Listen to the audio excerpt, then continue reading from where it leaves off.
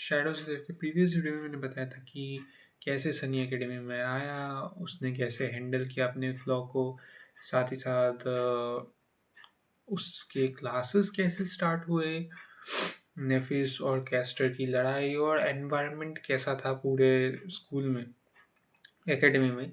तो अब इस वीडियो में क्या हम लोग उसमें सनी के क्लास में जाने वाले हैं। क्लास में थोड़ी सी चीज़ें होगी।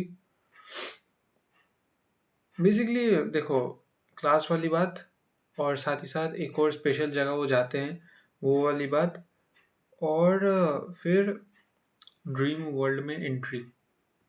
ठीक है, तो अब पहले क्लास की बात स्टार्ट कर देते हैं। तो सनी जो वो सर्वाइवल क्लास में जा रहा था ड्रीम वर्ल्ड के लिए, उसमें उसके टीचर ने लैंग्वेज जो है सिखाना स्टार्ट कर दिया था। मैंने प्रीवियस वीडियो में बताया था। अब लैंग्वेज सनी धीरे धीरे करके सीख रहा है। सीखते सीखते सीखते सीखते जो इंस्ट्रक्टर या फिर टीचर जो है वो बोलता है कि तुम्हें थोड़ी सी अलग अलग स्किल्स भी सीखनी चाहिए, जैसे कि क्लाइंबिंग हो गया, आग कैसे जलाएं बिना कुछ ना होके, कुछ भी नहीं है तुम्हारे पास लाइटर माचिस, तो आग कैसे जलाएं। ये सब घरेलू चीज़ें जो है ये टीचर सनी को सिखा रहे हैं। और यहाँ पे ही ये जो काम साम है क्लास का यहाँ पे ख़त्म हो जाता है, एंड सनी ये सब सीखता रहता है और सीख भी जाता है। अब वो लोग एक ऐसी जगह जाते हैं जो कि लाइक प्रिंसिपल था शायद, या फिर होम रूम टीचर, जो भी है, एक टीचर उन्हें लेके जाता है उस जगह में। अब वो एकेडमी के नॉर्मल वाले जो जगह है वहाँ पे नहीं था, उन्हें एक लिफ्ट में जाना था। अब लिफ्ट से जब सारे के सारे स्टूडेंट्स बाहर निकले, उन्हें एक बहुत बड़ी सी जगह मिली जहाँ पे ग्लास था, एंड उस ग्लास से वो सूरज की किरणें आ रहे थे। और साइड में लोग थे, बैठे हुए थे व्हील चेयर्स में, पूरा मतलब बैठे हुए बैठे हुए बैठे हुए। तो सब लोग कंफ्यूज, एंड सनी भी थोड़ा सा कंफ्यूज हो गया कि यार ये क्या है।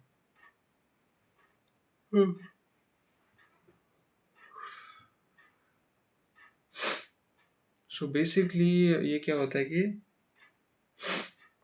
जो नाइटमेयर से होके गुजरता है, जैसे कि फर्स्ट नाइटमेयर हो गया, सेकंड नाइटमेयर हो गया, थर्ड नाइटमेयर हो गया, जो भी इन सेकंड थर्ड नाइटमेयर से गुजरता है,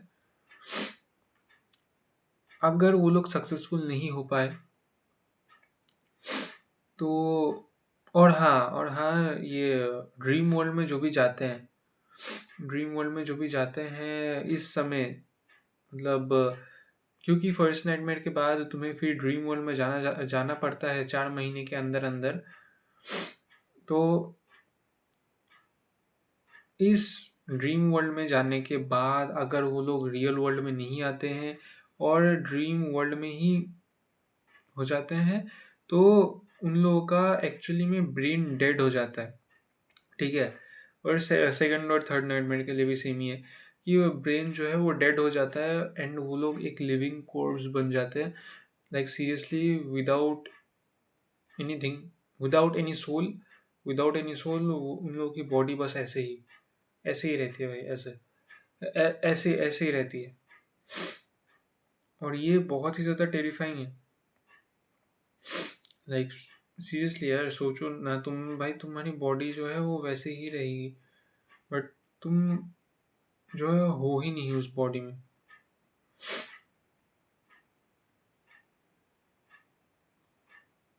या फिर शायद तुम हो उस बॉडी में, बिकॉज ये एक मिस्ट्री है। ठीक है, तो शायद जो लोग हैं वो होंगे शरीर में, या फिर वो लोग नहीं भी हो सकते हैं, उनका ब्रेन डेड हो चुका है, या फिर वो लोग हैं बट उनका ब्रेन डेड हो चुका है, तो इसलिए वो लोग ना रिस्पॉन्ड कर पा रहे हैं ना कुछ कर पा रहे हैं। ठीक है, तो सनी ये सारी चीज़ें देखता है, वो थोड़ा सा डरता है, बट इतना ज़्यादा मतलब टेंस नहीं हो जाता है,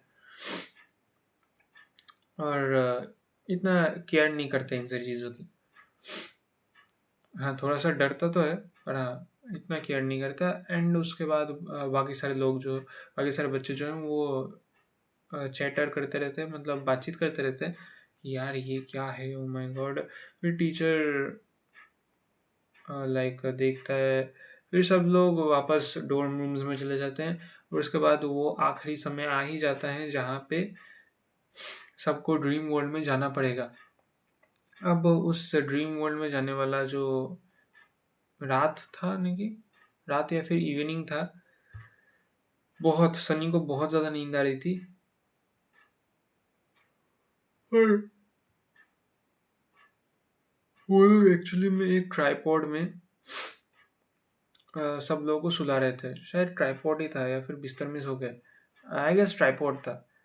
ट्राईपॉड इन मतलब वो हाइपरबोलिक बेड जो होता है ना, वैसा कुछ, जिसमें तुम्हारी बॉडी जो है वो एक स्टेट में रुक जाती है, और वापस जब तुम जगते हो तभी ही वो बॉडी जो है अपने नॉर्मल फंक्शंस करना चालू कर देती है, अपने बायोलॉजिकल प्रोसेसेस करना चालू कर देती है। बट अगर तुम उसी हाइड्रोलिक चेम्बर में, हाँ हाइड्रोलिक चेम्बर में सोए हुए हो, तो तुम्हारी बॉडी का जो बायोलॉजिकल प्रोसेसेस है ना, वो सारे के सारे बंद हो जाते हैं। ब्लड फ्लो सब कुछ ऑलमोस्ट बंद हो जाता है। तो ये ऐसा कुछ है।